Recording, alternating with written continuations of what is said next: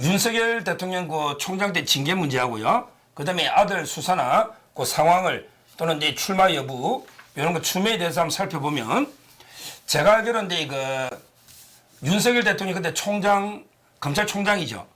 근데 그때 징계를 했잖아요. 근데 일단 징계 사유가 이번에 고등법원에서는 징계 사유에 대해서는 판단 안 했어요. 절차가 잘못됐기 때문에. 근데 1심에서 그때 윤석열 대통령이 패소했잖아요. 그때 인정된 사유를 보니까 징계 사유가 뭐냐 하면 판사를 사찰했다는 거예요. 판사 사찰. 그 다음에 채널A 기자 있잖아요. 이동재 기자 감찰을 무마했다. 그 다음에 세 번째 이동재 기자 수사를 무마했다. 이게 세 가지입니다. 결국 이동재 기자 문제하고 판사 사찰 두 가지로 징계를 했단 말이에요. 근데 1심에서는 이게 징계가 맞다 그랬거든요. 근데 저는 황당한 게 우리 판사 사찰을 한번 보자고요. 저도 우리 변호사니까 판사가 배당되면 막 법조 영감이나 인터넷 뒤집어보잖아요. 이 판사가 어느 고등학교 대학 나오고 그다음에 연수원 몇 기고 누가 친하고 뭐 성향이 좀 어떻다 우리 법이 있나 아니냐 뭐 좀 조사해 보잖아요. 이걸 가지고 사찰했다는 거예요. 지금 그럼 판사를 뭐 몰래 미행을 했습니까? 몰래 판사실에 도청기로 도청을 했습니까? 아무것도 안 했잖아요. 이게 유죄라는 게 첫째 이유고 그다음에 이동재 기자는 지금 이게 전부 다 무죄 넣었잖아요. 이동재 기자 지금 아무 죄가 없다고 다 무죄가 확정됐잖아요. 근데 무슨 감찰이나 수사를 왜 무마합니까? 지금은 오히려 더 잘 된 거잖아요. 원칙대로 무죄니까. 제가 보기에 그때 추미애가 지휘권 발동해서 관여를 거의 못했거든요. 따라서 저는 일단 사유도 말이 안 된다. 이렇게 보는데 근데 이번 고등법원에서는 절차가 그때 추미애가 징계 청구권자잖아요. 그러면 징계 청구를 하면 거기서 관여 안 해야 되잖아요. 근데 이 추미애가 북을 치고 또 지가 장구까지 쳐버려. 북장구를. 북만 치려는데. 그래서 지가 청구해놨고 자기가 징계심의위원장 해가지고 자기가 정한준 교수 위원장으로 나이면 위촉하고 자기가 징계 날짜 잡고 위원 구성하고 다 해버렸잖아요. 이게 추미애가 관여된 게 부적법한 절차다. 이게 판결 아닙니까? 그러니까 이게 이제 변호사니까 이렇게 조목조목 따져보잖아요. 근데 사실 흐름을 보면 저것은 윤석열 총장을 쫓아내기 위한 거였잖아요. 그렇죠. 그러니까 수사를 못하게 하기 위한 절차 중에 하나였고 그간에 가장 뭐 수사지휘권을 행사했고 본인이 수사에 손 떼라. 그렇죠? 그다음에 여러 가지 조직을 또 없애요. 추미애 전 장관이. 조직을 없애면서 수사를 못하게 합니다. 월성 이 사건 수사, 라임 사건 수사 이런 거 못하게 하잖아요. 그러니까 수사를 못하게 하기 위한 급조된 징계였기 때문에 허점투성인 거죠. 지금 말씀 주신 것처럼. 그러니까 거기에 추미애 전 장관이 사실은 본인이 징계 청구권자면 관여하지 말아야 되는데 본인이 다 저 징계 열겠다라고 소집해 놓고 그다음에 정한준 교수가 징계위원장 하는데 그 사람이 나중에 들어와요. 그러니까 정한준. 그러니까 이게 안 맞는 거고 법원에서는 이걸 찾아낸 거고 또 하나 아까 사유 말씀하시는데 사유도 보면 아까 그 뭐 채널A 기자 그 수사방해, 수사방해하고 감찰방해 말이 안 되는 거 말씀하신 다 무죄 나왔잖아요. 두 번째는 뭐 정치적 중립 위반 이건 그냥 갖다 붙인 거고요. 그건 이제 1심에서도 인정 안 해줬죠. 그다음에 판사 사찰 성향 분석인 건데 이 인터넷에 다 나온 거 짜집기 해가지고 사실은 재판 대비를 해야 되잖아요. 이게 검찰의 기능 중에 하나가 수사도 있지만 공판도 있어요. 그 공판하려면 이 재판장이 어떤 성향이다 그분에 대해서 뭐 배척하거나 하는 게 아니고 거기에 맞춰서 공판을 진행하려고 한 거거든요. 그러니까 이것도 검찰총장이 뭘 알겠습니까? 다 밑에서 하는 거지.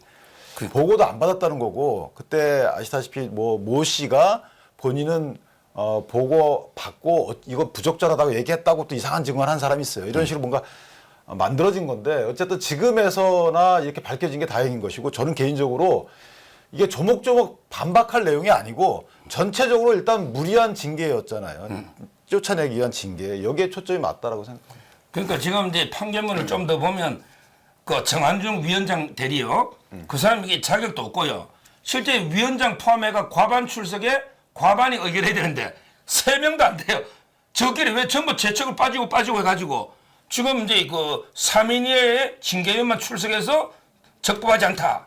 이렇게 또 판결했고요. 그 다음에 그때 우리 그 유명한 심재철이라고 있잖아요. 검찰국장 심재철. 이게 진술서를 가장 중요한 게 심재철의 진술서인데 이걸 전거를 했는데 반박하기 위해서 정인신문하자. 이걸 또 이게 합리적 없이 기각했다. 이것도 이게 위협하다. 이런 식으로 조목조목에 이번에 고등법은 나왔거든요. 7명인데 원래 징계 심의위가 7명이에요. 예. 근데 사실 마지막에 4명이 다 운영했어요. 그러니까 4명이 출석해가지고 그 중에 뭐 예를 과방은 2명이 된 거잖아요. 아, 과방이니까 3명이 되겠네요. 안 맞다는 거죠. 그래서 아마 그걸 지적한 것 같고 예비 징계 심사위원이 원래 3명이 있는데 이 사람들 다 안 넣었어요. 그냥 본인이 뽑습니다. 그 추미애 전 장관이 본인 징계 청구해놓고 본인이 새로 뽑아요. 정한중 씨도 뽑고 이것도 안 맞다는 거예요. 그리고 심재철 들어보면 본인이 다 참여해놓고 나중에 회피해요. 그러니까 정적수만 맞춰놓고 본인은 빠져버려요. 그래놓고 증인신문 절차에는 또 징계위원회에서 심의할 필요 없다 또 이렇게 해버려요. 그러니까 이게 모든 게 법적으로 절차를 운영한 게 아니고 그냥 마음대로 한 거죠. 그러니까 이거를 재판부가 지적을 한 거니까 저는 개인적으로 제가 찾아보다 보니까 이미 이런 판례가 있어요. 그러니까 징계 절차가 이렇게 운영하면 안 된다는 판례가 나와 있고 법무부에서도 이 판례를 다 알고 있었음에도 불구하고 이렇게 빨리 해가 쫓아낸 거죠. 그러니까 지금 이게 뭐 추미애는 오늘요 엄청나게 반발하면서 우리 사법 역사상 가장 치욕의 날이다. 우리 사법 역사 가장 치욕의 날이다. 그다음에 한동훈 장관은 빨리 대법원에다가 상고해야 된다. 법무부가 일부러 이렇게 고의로 패배해 주려고 고의로 패소하려고 재판 준비를 전혀 안 한 거 아니냐. 사법 최고 치욕의 날이다. 그러면서 이게 이런 거 법관이 판사가 법을 왜곡하면 판사까지 처벌하는 법을 만들어야 된다. 실제 국회에 와 있습니다.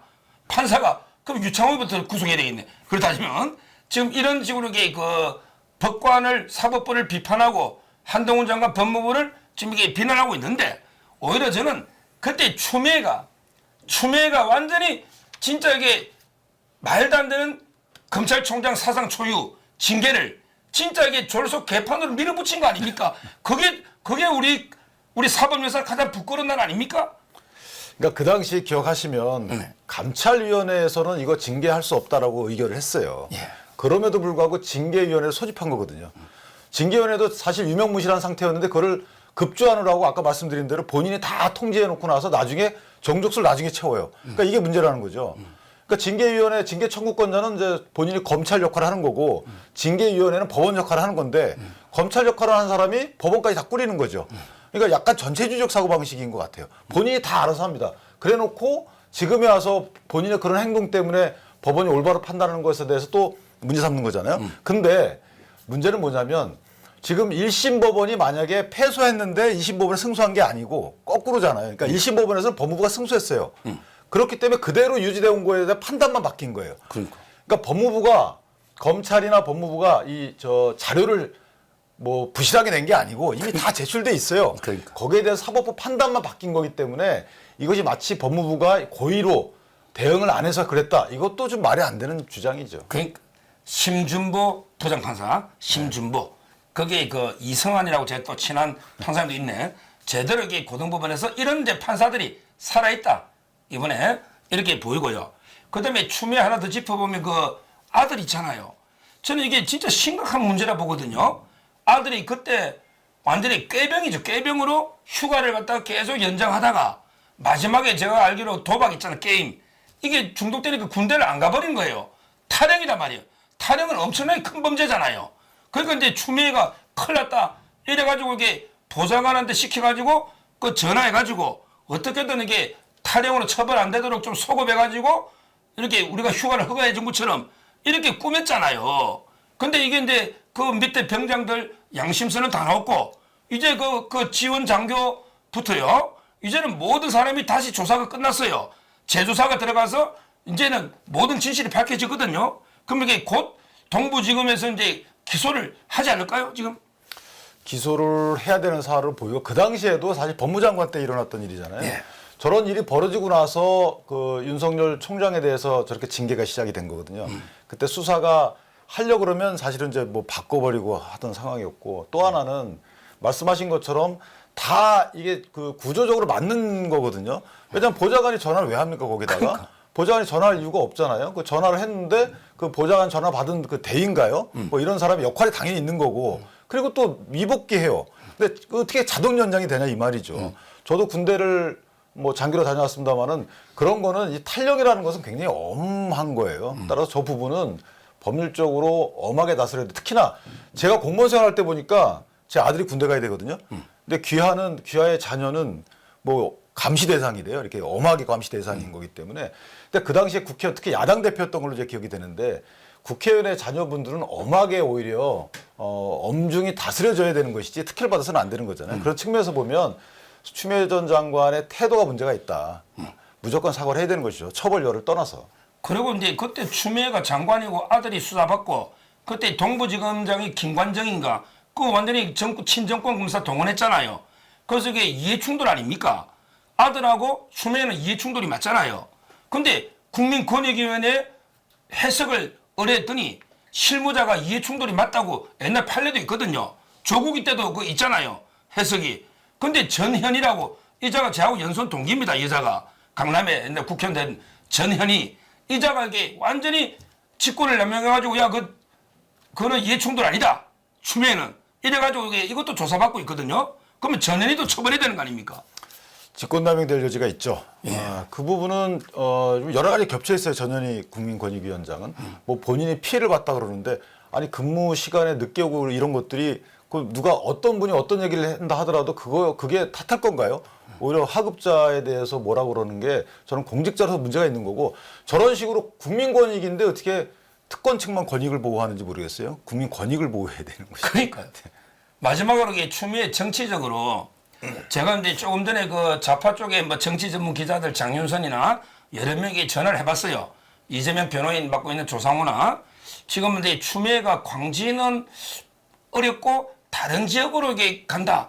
이런 이제 분위기가 많이 돌고 있다는 거예요. 왜냐하면 이게 문재인이하고 이재명이가 손을 잡아야 되잖아요. 근데 고민정이는 문재인의 숨결까지 느끼는 여자다. 고민정이를 이게 배제할 수가 없다. 이래서 이게 추미애를 좀 다른 지역으로 돌린다. 이런 게 이제 민주당 상당히 분위기인데 지금 추미애가 제가 알기로 원래 김대중 때 그 영입한 거예요. 판사 출신이죠. 대구의 세탁소집 딸이거든요. 그때 김대중이가 뭐라 했냐면 추미애 보고 야 너 세탁소집 딸이니까 깨끗한 물로 우리 대한민국 한번 세탁해봐라. 이렇게 영입한 거예요.